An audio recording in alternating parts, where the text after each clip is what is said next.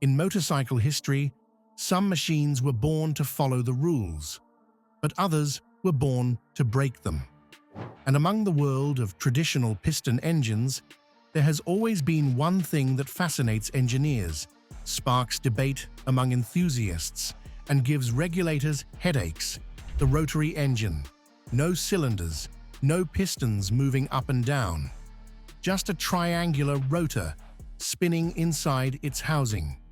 Smaller, more compact, smoother, and in theory, offering superior efficiency compared to the piston design that had dominated for more than a century. During the 1970 to 1980 period, the British motorcycle industry entered a deep decline. From a position once dominated by Triumph, BSA, and Norton, they gradually fell behind, held back by outdated production lines, slow processes, and conservative thinking. Confidence in past glory became a burden, while the market was changing by the day. In contrast, Japan was rising strongly. Honda, Yamaha, Suzuki, and Kawasaki did not just make motorcycles, they created new standards: modern technology, strict quality control, exceptional reliability. Buyers no longer sought only prestige. They wanted bikes that started easily, ran smoothly, were durable, and were trustworthy. And Japan delivered perfectly. Faced with that wave, many British brands collapsed. But Norton chose to go against the current. Instead of chasing Japanese piston engines, they bet on the most different and boldest path: the rotary engine. The beginning of the rotary in motorcycles did not come from Britain, but from Germany, the cradle of precision engineering. In 1974, the company Hercules introduced the first production motorcycle using a Wankel engine, the Hercules W2000. The W2000's engine was originally designed for snowmobiles, a single rotor, 294 cubic centimeters, air-cooled, with about 27 to 32 horsepower. In theory, it was smooth, with little vibration and quiet. But reality was more complicated. The bike was heavy, hot, fuel-hungry, and expensive for the performance it offered. Riders got an interesting experience, but it was not complete. The W2000 failed commercially. But this was not the end. In the shadow of that failure, opportunity took root. The rotary engine production line of Hercules was sold, and Norton was the one who seized the opportunity. And this was the beginning of their rotary project. Not long after, the fate of the rotary intersected with that of a British engineer, David Garside. He saw potential where many saw only risk: smooth power and compact size, but suspended by the rotary's greatest enemy, heat. With no pistons to carry heat away, the continuously spinning rotor made the engine as hot as a furnace. Garside proposed a bold idea: draw cool air from the front, route it into the hollow cavity inside the rotor to cool from within. Then send the hot airflow into a large chamber called the plenum chamber. This chamber both reduced intake temperature and served as a structural part of the frame. The solution sounded strange, but it worked. Without a radiator or a heavy cooling system, the rotary could now run more reliably. When BSA collapsed and merged with Norton, the development of Garside's Wankel continued. By 1984, after years of testing and refinement, Norton launched the first rotary motorcycle to enter real service: the Norton Interpol 2. This was not a model for speed lovers on the street.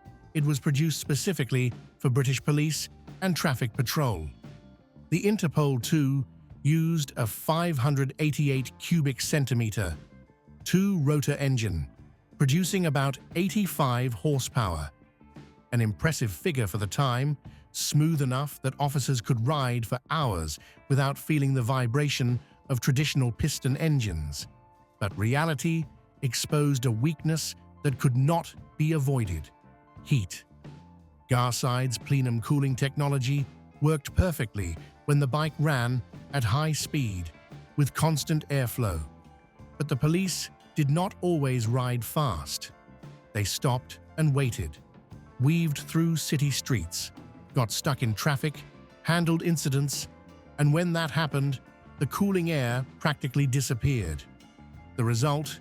The engine overheated, spark plugs fouled easily, and rotor tips wore out faster than expected. To solve the overheating problem, Norton introduced the Norton Commander in 1988, the company's first rotary motorcycle to use liquid cooling, marking a major turning point for the Wankel engine in Britain. The Commander still used the 588 cubic centimeter twin-rotor engine platform, but now supported by a water cooling system. This not only completely solved the chronic overheating issue that had haunted the Interpol II, but also opened the door to greater power and long-term durability. The Rotary finally had armor to run reliably, whether in city traffic or idling at red lights. To optimize cost and reliability, Norton used many existing components from the Yamaha XJ900, from wheels to forks to brakes. A practical decision that allowed the company to focus resources on what mattered most, improving the engine. The Commander came in two variants, the P52 for police use and the P53 for civilian riders, equipped with a full fairing and touring luggage. With around 85 horsepower and smooth performance, it was well suited for long journeys. Even so, the Commander was not considered beautiful by the design standards of its time. Its sharp lines, thick bodywork, and somewhat awkward lights and fairing made it hard to call attractive. Meanwhile, another revolution was quietly unfolding in a corner of the Norton factory.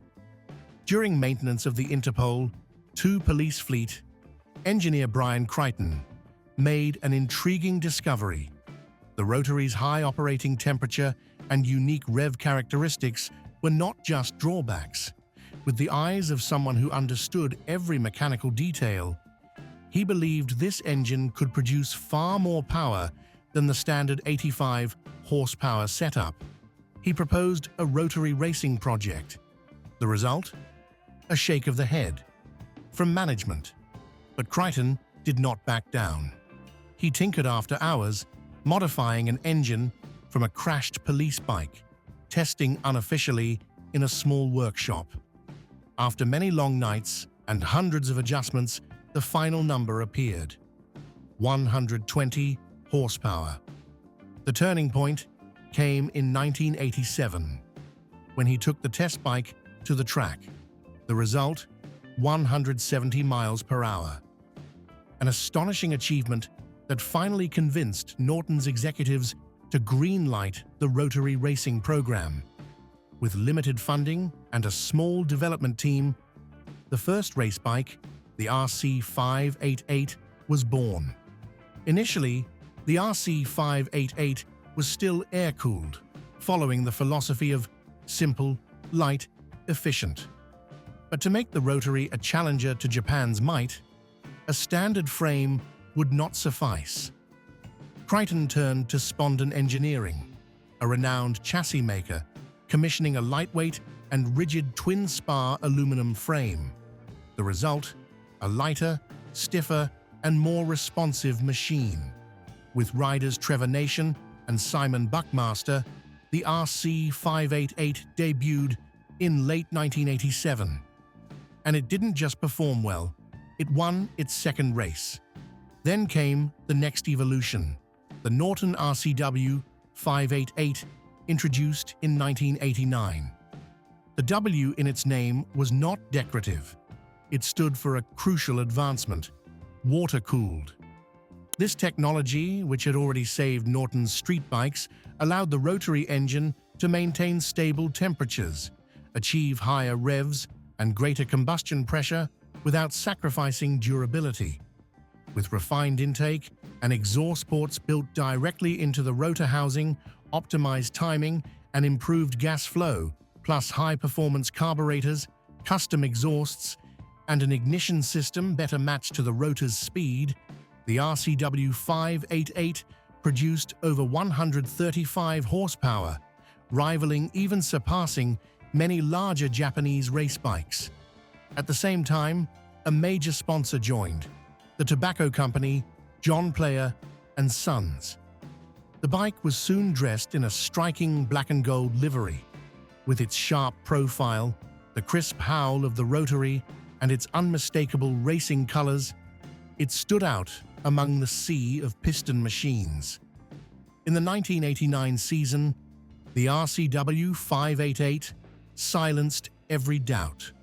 Under riders like Steve Spray, it captured both the British Formula One and the 750 cubic centimeter Super Cup championships. The bike shattered lap records, defeated major manufacturers, and brought Norton back into the spotlight as an unexpected powerhouse. After the glory on the racetrack in 1990, the name Norton F1 appeared. This was the road-legal version of the race bike, allowing fans to own a piece of history. The F1 featured a Spondon aluminum frame, white power forks and rear shocks, Brembo brakes, and aerodynamic bodywork directly inspired by the race machine. The black and gold JPS livery continued to give it the unmistakable aura of a race bike for the street, something few production models of the time could match. Even the gearbox was borrowed from the Yamaha FZR 1000, a practical decision to ensure durability and parts availability. The 588 cubic centimeter rotary engine was tuned to be milder than the racing version, producing about 95 horsepower and delivering exceptional smoothness at high revs. Yet the F1 still carried its inherent ghost: heat. Despite liquid cooling, the fully enclosed fairing trapped airflow, leading to rapid heat buildup when riding in city traffic or hot weather. Even a masterpiece had to pay the price of the Rotary's physical limits. Only about 140 units were produced, not due to a lack of passion, but because Norton entered internal turmoil just as it stood at the peak of its success. Instead of unity, the race team fractured. Norton's management appointed Barry Simmons, former Honda racing team manager, to head the racing program. But this move clashed directly with Brian Crighton, the architect of the team's success. Crighton was the engineer who had built the bike from the ground up, while Simmons brought the management methods of major factory teams. Tensions peaked when Simmons decided to switch from Dunlop to Michelin tires. The change meant erasing the entire setup foundation the team had built. Crighton saw it as a denial of his work, arrogance toward the technology he knew best. And in July 1990, he left Norton. After leaving Norton over disagreements with management, Brian Crighton did not bury his Rotary dream. He founded a private racing team called Roton, a combination of Rotary and Crighton.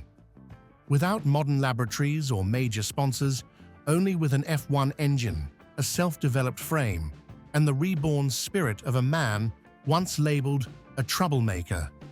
To prove himself right, he recruited Steve Spray, the 1989 season hero who had just been dismissed by Norton.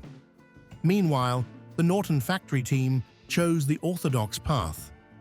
Under Barry Simmons' leadership, they standardized operations, worked systematically, and prepared to step onto the biggest stage of all, the GP 500 Championship. When the FIM allowed the 588 cubic centimeter rotary engine to compete in the Premier Class in 1990, Norton believed its moment to challenge Japan had arrived.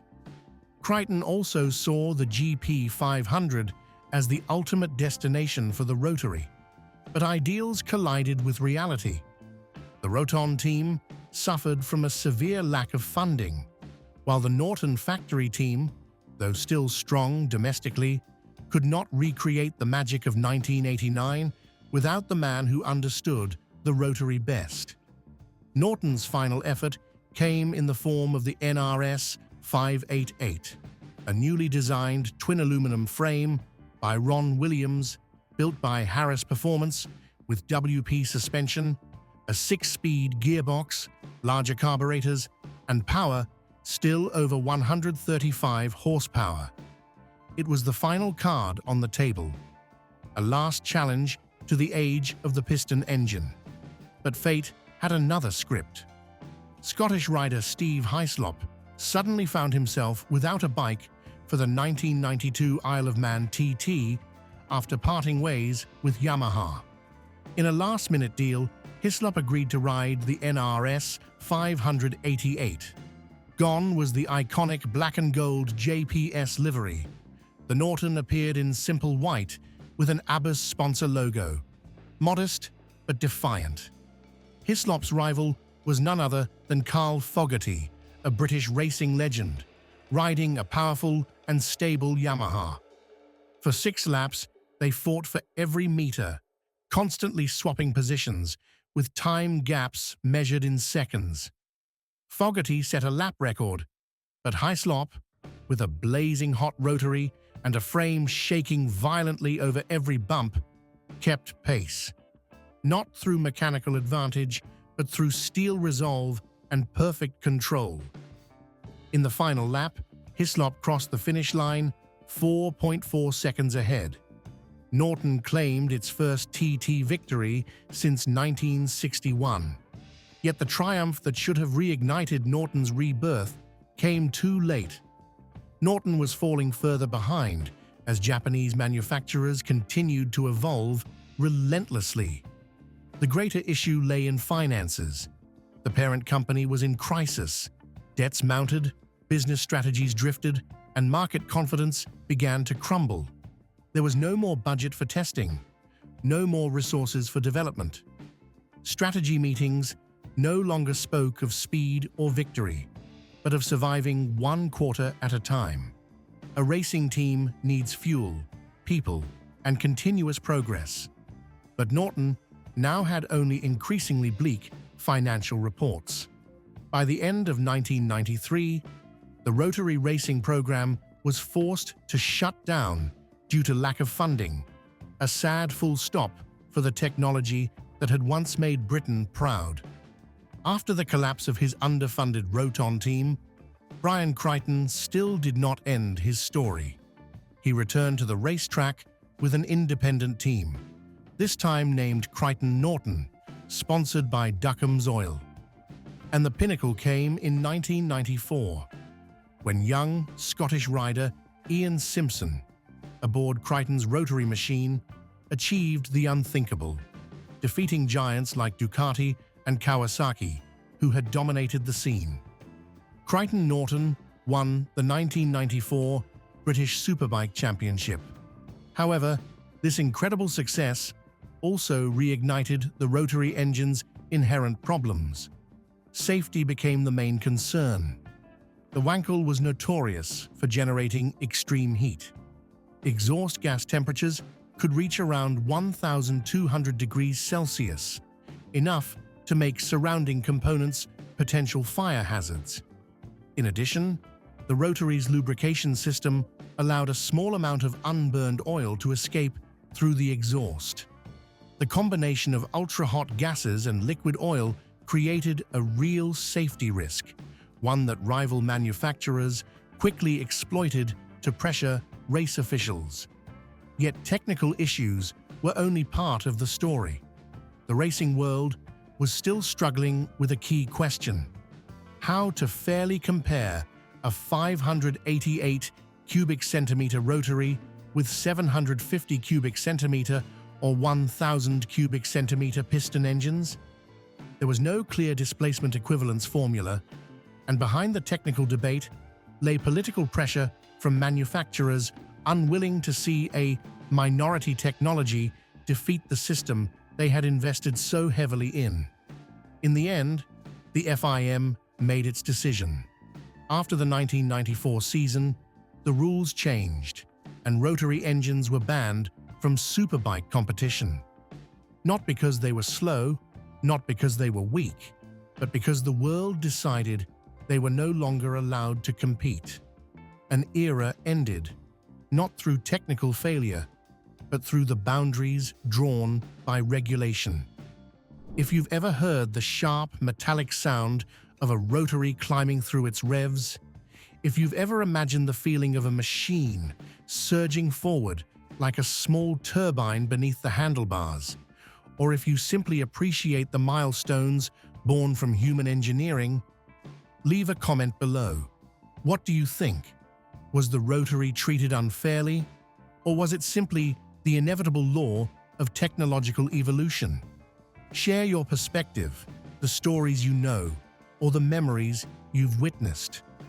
And if you want to keep exploring the forgotten legends of mechanical history, don't forget to subscribe, turn on notifications, and join us on the next journey.